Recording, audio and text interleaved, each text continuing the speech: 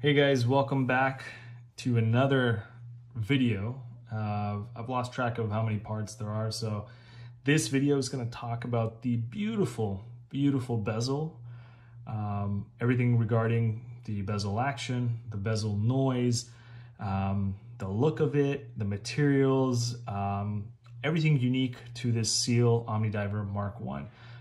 Again, and this is for the MK1, there have been adjustments and changes based on feedback from customers, as well as visual changes that I'm sure will be discussed in the MK2 series whenever that comes out from Omnidiver or from SeL. But for now, let's take a look at this. So this is a beautifully set up bezel.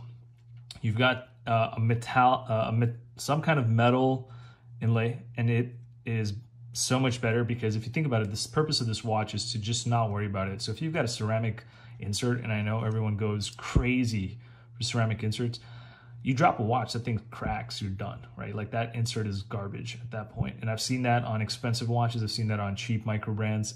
Everyone clamors for ceramic, but in reality, true divers or dive watches or tool watches or military watches always have a metallic bezel insert. And if you take a look at my previous videos, when I used to own the Seiko Marine Master 1000s, they had the similar style bezel insert.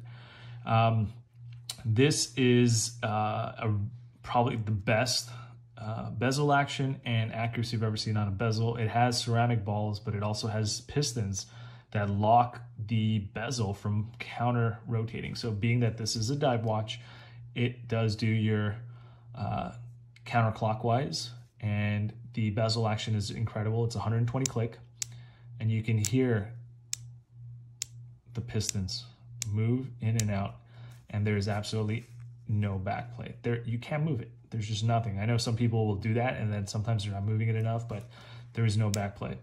And comparing it, this is almost, if you compare it to the ceramic ball bearing in the Tudor Pelagos or the Rolex Sea Dweller or the Submariner, this smashes all of them in terms of bezel action. There's absolutely nothing out there with this accuracy. It just sounds so good and is very accurate. So in terms of what's underneath here, it's beautiful. It is very tight and tolerance, so you're not going to get any dirt or dust in there, or any kind of, even if you get, it's so tight in there, there's no way sand's getting in there. It's held on with this one kind of cap screw, I believe. So it is kind of captively held on, so it's not going to come off if you catch it on anything. But it's a metallic insert, and then here you've got the lume pip spot, which is filled with lume, and it is beautifully done. The outside of this is heavy. I don't know, these are big teeth for grip, so this is easy wet or with gloves, no gloves. It just makes it easier to just turn, everything is easy to turn about it, or to turn regarding it. There's no limited spots or positions. Like I know on my tunas, I could only grab the bezel from here because the rest of it was preventing it from moving. But in reality, this bezel is not going to move on its own, no way. And again, in any dive watch, if the bezel moves, it's only going to move to, shorten your dive time or whatever task you're working on. So again, amazing bezel, amazing bezel action. I believe, according to Andrew, on some of the new watches, he is even putting some knurling texture on the outside of this to make it even that much better for grip. So we'll take a look at that whenever the MK2s come out from SeL. But for now, I thought I'd just do a quick video on this, and this is the king of bezel action. It feels very solid in terms of comparison. There's nothing that compares to it, but I would say this is not like any German Zinn watch. Damasco has a very tight bezel action, but it is almost to the point where it's too tight, in my opinion, based on the D subs that I've used. Rolex and Tudor are probably the closest to it, but this is just far beyond.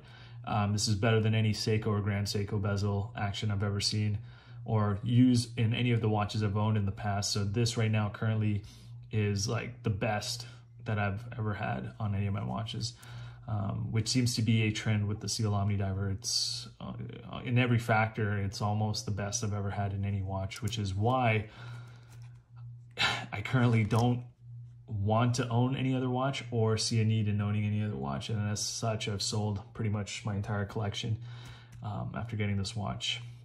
So I guess that wraps up kind of the 1 month overview of the watch. I love every aspect of it. I may or may not have covered certain features of it, but again, if you have any comments or questions, please put them down in the comments below and I'll do my best to address them.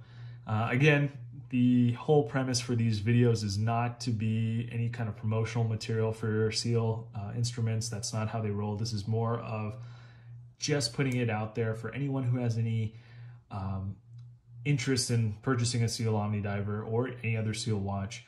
What are the factors and what are the engineering, understanding, design elements that go into a watch like this that make it so beautiful and just so brutal in terms of it can take anything. So again, like and subscribe.